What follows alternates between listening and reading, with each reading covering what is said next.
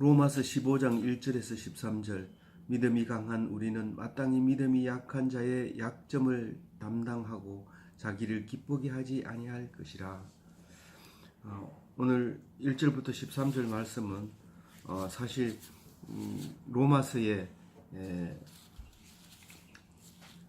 로마서의 마지막에 해당된다고 볼 수 있습니다. 무슨 말이냐면 교훈하는 것에서는 마지막입니다. 뒤에 이 위에는 16장까지 있는데 15장 후반과 16장은 개인적인 일과 또 앞으로의 계획, 그리고 마지막 당부 이런 걸로 이제 정리를 하고 오늘 읽은 마지막 13절이 사실은 교훈하고자 하는 그에 대해서 마지막입니다. 마지막으로 어떤 교훈을 하고 있는지 오늘 말하고 있는데요. 오늘 크게는 세 가지로 구분할 수 있습니다. 우리는 자기 십자가를 지게 될 때 그것은 개인적인 무슨 과제에 대한 것이 아니라 성도에 대한 부담을 나의 십자가로 생각해라, 그 얘기를 합니다. 우리는 자기 십자가가 뭔지 모를 때가 많이 있는데 그게 바로 이제 오늘 말씀 속에서 네 십자가가 이거다라고 이제 가르쳐 주고 있습니다. 그리고 4절에는 반드시 성경에서 교훈을 찾아서 소망을 가지고 하나가 되고 하나님께 영광 돌려야 된다. 성경 이외에서는 안 된다. 그 말을 하고 있고요.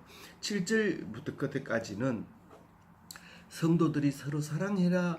사랑하는 방법이 이와 같다 하고 말해 줍니다.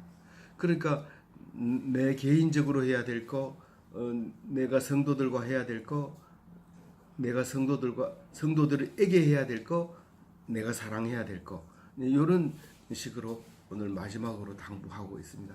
우리는 그냥 지나가는 사람이 인사하는 것이 아니라 생각하고 하나님이 성령이 주시는 대로 말씀을 기록했기 때문에 이 말씀이 어떤 것은 아주 그냥 쉽게 지나갈 것도 길게 썼지만 어떤 것은 아주 중요한 얘기를 한 단어 속에 집어넣음으로써 우리가 그것을 찾기 어렵고 또 그것을 찾은 다음에는 그게 교리가 되고 그렇게 되는 것을 알 수 있습니다. 오늘 1절부터 보면은 믿음이 강한 우리는 마땅히 믿음이 약한 자의 약점을 담당하고 자기를 기쁘게 하지 아니할 것이라. 예수님이 그렇게 했기 때문에 너희들도 이렇게 해라는 겁니다. 믿음이 약한 자를 믿음이 강한 자가 담당을 해야 된다. 그게 무슨 말이냐면 우리가 믿음이 약한 자를 배척하기가 쉽습니다. 믿음이 약한 자가 뭐냐면 이 앞에서 여러 번 설명을 했죠. 술을 안 먹는다든가 고기를 안 먹는다든가. 왜 술을 안 먹는 거는 우리 오히려 이해가 가지만 고기 안 먹는 거는 이해가 안 갈 수도 있습니다. 그러나 제사 안 지내고 잡은 소라든가 혹은 또 돼지고기라든가 이런 거를 안 먹는다는 거죠. 그건 부정하기 때문에. 그것은 원래 알고 있었고 유대교 때는 지켰던 거기 때문에 그거를 못 먹고 못 마시는 자에게 비난하는 것은 믿음이 약한 자를 넘어뜨리는 겁니다. 그래서 반대로 또 믿음이 약한 자가 믿음이 강한 자, 저 사람은 막으로 먹는다, 가리지도 않는다 이렇게 말하는 것도 안 되지만 거꾸로도 안 되는 게 오늘 여기 말하는 거는 약한 자를 강한 자가 담당해야 된다. 그게 자기 십자가다라고 얘기합니다. 그게 사실은 기독교의 본질인데 우리는 그걸 놓쳐버릴 때가 거의 대부분이 많죠. 예를 들면 무슨 얘기냐면 가룟 유다가 예수님을 배반했다 그러면 우리는 가룟 유다가 안 되려고 자식에게도 니는 가룟 유다와 같이 배반하는 사람이 되지 마라 계속 그렇게 얘기를 하고 있는데 그 말은 틀린 거죠. 왜냐하면 이 뒤에도 이제 계속 그런 말을 하고 있는 거지만 하나님의 뜻이 뭔지 성경에서 뭐라고 얘기하는지 그걸 아는 게 중요한 거지. 배신하는 거는 배신하도록 하나님이 만들어 놨는데 어떻게 합니까? 배신했더라도 그 목을 매서 죽기 직전이라도 목을 매려고 준비 다 하고 목을 맸더라도 뛰어내리기 직전이라도 그 말씀을 깨닫기만 하면 구원 얻는 거죠. 나 이런 못된 나를 위해서 예수님이 오셨구나 하는 그 사실을 알기만 하면 왜 죽습니까? 죽으면 더 큰 죄를 지는데 안 되죠. 근데 그거를 모르기 때문에 지금 이런 일이 생기는데, 예수님은 약한 가룟 유다를 위해서 십자가에 못 박힌 겁니다. 다시 말해서 믿음이 약한 자를 기독교인으로 받아주려고 십자가에 못 박혔는데, 아는 사람은 되지만은 그렇지 않은 사람은 스스로 죽게 되는 거죠. 남을 비방하고 그렇게 한다는 것은 그걸로 끝나는 게 아니라 결국은 스스로가 죽게 되는 겁니다. 그래서 그런 식으로 십자가를 지라는 거죠. 그런 식으로 십자가를 지라는 건데, 2절에 보면 우리 각 사람이 이웃을 기쁘게 하되 선을 이루고 덕을 세우도록 할지니라. 제가 1절에서는 강력하게 얘기했지만 2절에서는 아주 부드럽게 들려요. 소리가 우리가 들리기를. 그 들리는 것은 왜 그렇느냐 하면, 이웃을 기쁘게 하라 그러니까 그럼 뭐 나도 할 수 있지, 뭐 있는 거 나눠 먹고 이렇게 하면 안 되냐. 근데 그게 아니고 이웃의 유익을 위해서 내가 어려움을 견디라는 건데, 그게 쉽지 않은 거거든요. 그리고 선을 이루라는 건데, 그 착한 것, 좋은 것을 이루어 가라는 거죠. 그리고 덕을 세우라는 것은 그 앞에 성경에서도 나오지만 이렇게 건축자가 집을 세우듯이 그렇게 덕을 만들어 가라, 이런 의미를 가지고 있어요. 그래서 앞에 14장 19절에는 화평하는 일을 하고 서로 덕을 세우는 일을 해라 할 때, 이 덕을 세우도록 하는 얘기가 앞에서 나왔던 거죠. 그때는 비판을 하게 될 때 서로 비판하지 말고 칭찬해 주라, 그런 말이고, 오늘 한 말은 평소에 뭐 비판하는 사건이 아니라 그냥 평소에 아무 일이 없어도 덕을 세우도록 애를 써라, 덕을 함양해라, 그런 말을 하고 있습니다. 근데 이 3절 말이 늘 이렇게 어려운 말입니다. 이게 왜냐하면 인용해온 단어, 이제 성경 자체가 어렵기 때문에 그렇습니다. 근데 이 그리스도는 이거를 이해를 하고 그대로 실행했다는 것을 바울이 알게 됐습니다. 그리스도께서 자기를 기쁘게 하지 아니하셨나니 기록된 바 주를 비방하는 자들의 비방이 내게 미쳤나이다 함과 같으니라. 지금 앞뒤로 문장하고 인용해오는 이 단어하고 적용하기가 꽤 어렵고 그렇게 쉽게 맞춰지질 않는 얘기입니다. 무슨 말이냐면, 예수님이 자기를 기쁘게 하지 아니했다는 말은 결국 십자가를 졌다는 얘기죠. 왜 졌느냐라고 물으면, 주를 비방하는 자들이 비방했기 때문에 그 비방으로 십자가를 졌다는 얘기죠. 무슨 말이냐 하면, 주를 비방하는 자들이라는 것은 믿음이 약한 자, 혹은 성경 말씀을 알고는 있지만 놓쳐버린 거예요. 놓쳐버렸다는 것은 안식일을 지키기 위해서 살릴 수도 있는 생명을 죽여버리는, 그게 말씀을 놓친 거죠. 그게 믿음이 약한 거죠.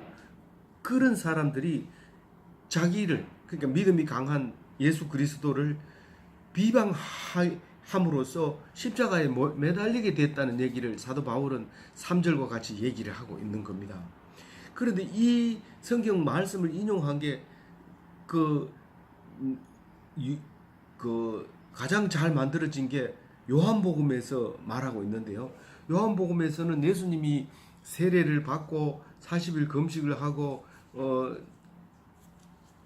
사탄에게 시험을 받고 그리고 산상설교를 하고 그 다음에 했는 일이 뭐냐면 성전 청결 작업을 한 거예요. 교회에 들어가가지고 물건 파는 사람들, 그 짐승들을 다 쫓아내고 돈 바꾸는 사람들을 상을 엎으면서, 하지 마라, 이거는 기도하는 집이지 장사하는 집이 아니다, 그렇게 둘러 엎으면서부터 시작해서 비방이 미치기 시작합니다. 예수를 잡아 죽이려고 애를 쓰고 있습니다.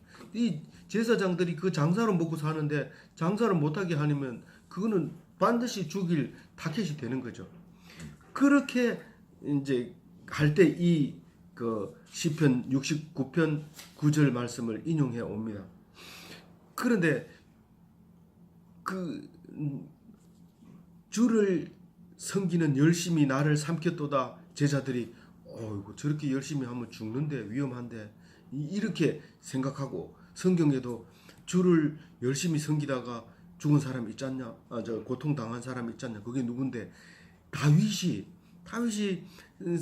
하나님께 열심히 했더니 그 비방하는 대적들이 나타나서 힘들게 할 때 쓴 시가 69편 9절이 아니냐. 그러니까 그 말을 생각한 거예요. 그래서 생각을 했는데 결국은 십자가에 죽어서 3일 만에 부활하고 난 다음에 맞다. 그 성경 말씀에 응했다. 이렇게 얘기를 하게 되는 거예요. 다시 말해서 성전 청결 작업부터 시작해서 십자가에 질 때까지 온 몸을 열정으로 불태웠는데 그것을 다윗은 삼켰다라고 얘기를 표현을 합니다. 근데 그게 맞나? 제대로 해석했냐라고 물으면 시편 119편 139절에 내 대적들이 주의 말씀을 잊어버렸으므로 내 열정이 나를 삼켰나이다. 이게 지금 무명의 시로 기록이 되어 있지만 사실은 다윗의 시를 인용해 왔다고 볼 수 있어요. 무슨 말이냐면 다윗의 대적이 주의 말씀을 잊어버렸기 때문에, 그러니까 말씀을 놓쳐버린 거예요. 해석을 제대로 못한 거예요. 그걸 이해를 하지 못하고 그냥 과거에 율법에 그냥 매여 있는 거예요. 그 믿음이 약한 거예요. 그런 약한 사람들이 내가 하나님 앞에 드리는 그 열정 때문에 나를 삼켜버려요. 불태워버리고 그 고난 당하게 하고 없애버리는 거예요. 그런 얘기를 하는 걸로 보면 이 말이 분명히 지금 그 얘기를 하고 있는 겁니다. 그러니까 우리는 십자가를 져야 되지만 예수님처럼 져야 되는데, 그러니까 믿음이 약한 자를 이해해주고 그것을 위로해주고 비방하지 않고 믿고, 그것가 자기 십자가인 거예요. 특히 이제 여기 뒤에도 나오지만 이웃, 그 멀리 있는 미국에 있는 기독교인 말고 같이 있는 기독교인이 신앙이 믿음이 약해서 비방하는 그 비방을 참고 자기가 견뎌야 된다. 그래서 기쁘게 하지 않아. 만약에 나를 기쁘게 하려면, 야, 너 이리 와봐. 너 그렇게 말하면 안 돼. 나를 비방하면 안 돼. 나는 지금 하나님의 일을 하고 있는데 그러면 안 돼. 이렇게 하는 거예요. 근데 교회에서 싸움이 일어나는 건 자기를 기쁘게 하려고 싸움이 일어나는 거죠. 아, 너희들은 잘 몰라서 그래. 그리고 고난을 당하면 자기 십자가를 지는 거죠. 그게 하나 되는 것이고 교회가 사는 길이죠. 근데 그렇게 안 하니까 교회에서 총 들고 회의하고 그리고 신문에 나고 그렇게 하는 거죠. 4절에 보면 무엇이든지 전에 기록된 바는 우리의 교훈을 위하여 기록된 것이니 우리로 하여금 인내로 또는 성경의 위로로 소망을 가지게 함이니라. 이 4절을 읽으면서 이 성경은 소망을 주려고 하는 거구나. 인내와 위로를 주려고 하는 거구나. 이거를 읽어야 되는데 이게 우리처럼 이렇게 대화 형식으로 안 해놓으니까 자꾸 놓쳐버리게 되는데, 성경은 성경을 읽으면 소망이 있어야 돼요. 우리가 기도거리가 나와야 되고 하나님 앞에 말씀 드릴 기가 나와야 돼요. 성경을 읽으면 그게 자동으로 나와야 돼요. 왜냐하면 내가 당하고 있는 이 고통, 이 어려움, 이 이상하게 돌아가는 이것은 나를 인내하게 하고, 그것은 원래 그렇다. 하나님이 그렇게 만들어놨다. 그리고 앞으로 네 갈 길은 이렇게 함으로써 그 어려움을 통해서 더 큰 걸 주려고 한다. 그 위로를 받아야 돼요. 그러니까 소망이 생긴 거죠.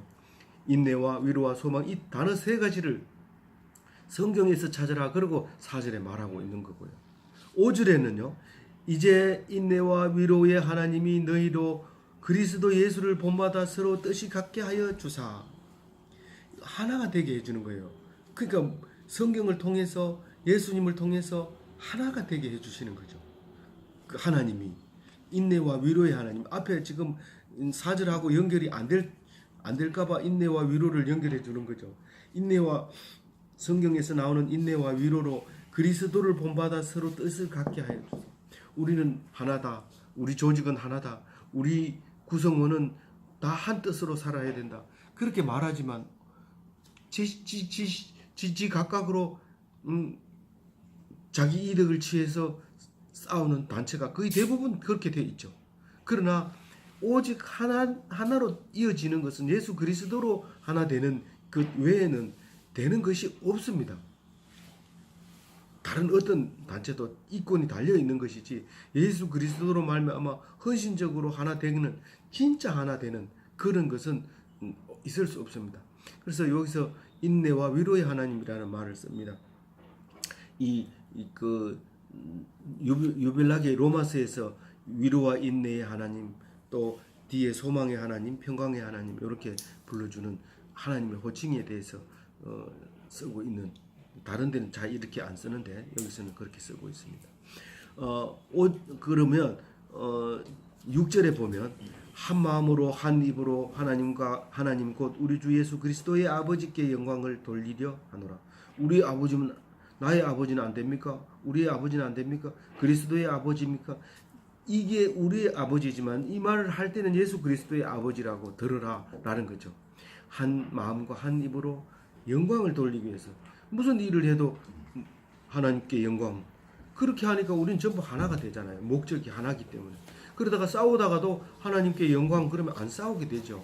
자기가 그 얘기를 6절에 하고 있는 거고요. 7절에 그러므로 그리스도께서 우리를 받아 하나님께 영광을 돌리심 같이 너희도 서로 받으라. 자, 요 실절 말씀은 이 실행하는 데 있어서 아주 중요한 단어죠. 요게 이제 12절까지 연결되지는데 이 7절 말씀이 이 12절까지 연결해 주는 말씀입니다. 그러니까 이 그리스도가 우리를 받아줬어요, 안 받아줬어요? 우리 못된 우리를 받아줬어요. 우리는 못됐다 그러면 가룟 유다만 못됐고 나는 안 못됐는 걸로 생각하는데 사실 가룟 유다보다 더 나은 게 전혀 없어요. 가룟 유다는 평소에 참 잘했어요. 머리도 좋고 학벌도 있고 또 예루살렘 사람이고 그래서 그 돈기를 맡아주는 회계를 아주 중요한 일을 맡을 정도로, 그리고 잘생겼고 많은 그 여자들이 오빠로 칭송을 하면서 따라다녔고 또 그렇게 멋있는 거예요. 우리하고 비교 안 될 정도로 그렇게 칭찬받았던 가룟 유다가 이제 나쁜 사람이 됐는데 우리가 가룟 유다보다 더 나을 게 없어요. 그런 가룟 유다를 받아줬어요. 예수님이 알고 사도로 받아줬어요. 그런 것처럼 우리도 우리 성도들이 마음에 안 들고 그게 신앙이 부족하고 오히려 배척하고 불교보다 못하다 이러면서 불교로 가더라도 우리 교인이었으면 그것을 끝까지 인내하고 하나님 뜻이 무엇인가 생각해야 돼요. 그렇게 하고 받아준 것처럼 믿기만 하면 받아준다. 또 안 믿다가 믿어도 받아준다. 뭐 이런 거죠. 끝까지 인내하고 받아주는 그게 이제 예수님의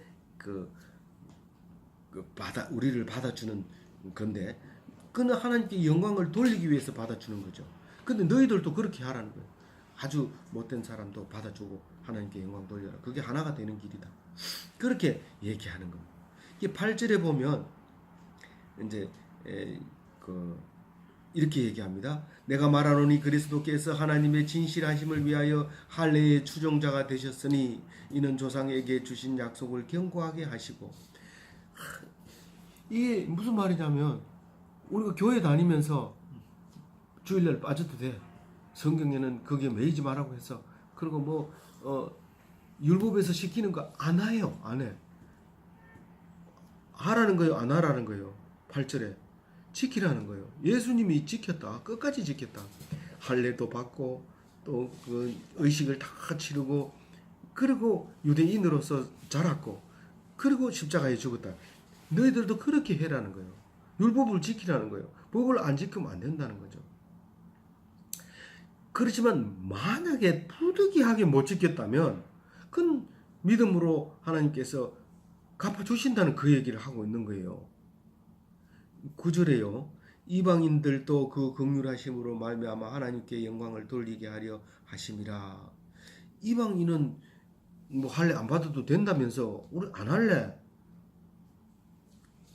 그래서 그 안 할래 이런 것은 교만하면 긍휼함을 입을 수 없어요. 근데 안 하면 안 됩니까? 괜찮아. 그게 하나님이 하시는 거지만 성경에 어디 그렇게 하라고 돼 있어. 난 이방인이니까 안 해. 그렇게 한다면 긍휼함을 잊기가 어렵습니다. 그것을 뭐라고 하냐면 그 파란 글씨로 인용해온 구약 성경이 있죠. 그것이 그러므로 열방 중에서 주께 감사하고 주의 이름을 찬송하리로다. 그렇게 얘기하는데 하나님께 그 감사하고 찬송하고 하는 그런 마음으로 있어야지 긍휼하심을 입는 거지. 교만한 마음은 가지면 이방인은 유대인도 잘라버리는데 이방인은 쉽게 자르죠. 그러니까 하나님 앞에 겸손하게 하나님께 영광 돌리고 찬양해라. 그렇게 얘기한 그래서 인용해서 와서 얘기하고 있는 겁니다. 그리고 10절에 열방들아 주의 백성과 함께 즐거워하라. 이것도 구약 성경 신명기를 인용해서 이야기하고 있습니다. 왜 즐거워해야 되는지 그 성도들과 함께 하나님 앞에 즐거워해야 되는지 딴 사람 나는 교인이다 이러면서 딴 사람하고 놀지 말고 주의 백성과 함께 놀아라는 거죠. 놀고 싶어도 항상 하나님 백성들과 함께 놀아라 그렇게 얘기를 하고 있습니다. 11절에 모든 열방들아 주를 찬양하며 모든 백성들아 그를 찬양하라. 요거는 시편 117편 이야기를 이제 데리고 와서 인용해서 말하고 있고요. 12절도 이제 비슷한데 이사야의 글을 가지고 와서 이야기합니다. 이사야 11장에 있는 말씀을 가지고 와서 말씀을 하는데 열방 중에서 다스리는데 예수님에게 소망을 두라 그 얘기합니다. 예수님은 뭐라고 표현하느냐면 이새의 뿌리 열방을 다스리기 위하여 일어나는 이 예수님을 이새의 뿌리라고 합니다. 다윗의 후손으로 이야기하고 있습니다. 그래서 그 예수님이 소망이 되게 되어서 하나님께 찬송해야 된다 그 얘기를 하고 마지막 절에 이제 축도를 하는 이야기를 합니다. 우리가 제대로 하려면 뭐 여러 가지 이제 이렇게 해서 편지를 마친다 이러고 축도를 하겠지만 여기서는 교훈으로서 축도를 하고 요 뒤에부터 이제 후반절부터 그리고 16장부터는 이제 그 개인적인 이야기를 씀으로써 교훈은 앞에서 물론 뒤에도 다 교훈이지만 하고 싶은 얘기는 사실은 13절까지가 있는 거죠. 이게 교리가 되는 것들이죠.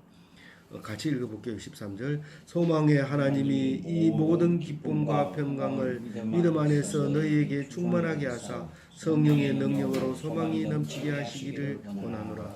앞에서 소망을 가져라. 성경에서 소망을 가져라. 너희들 예수 그리스도로 말미암아 소망을 가져라. 믿음과 인내로 소망을 가져라. 계속 소망을 가지라고 그러는데 우리 중에서 다 소망을 가지고 그렇게 넘쳐나는 기독교인이 되시기를 주님의 이름으로 축원드립니다. 아멘.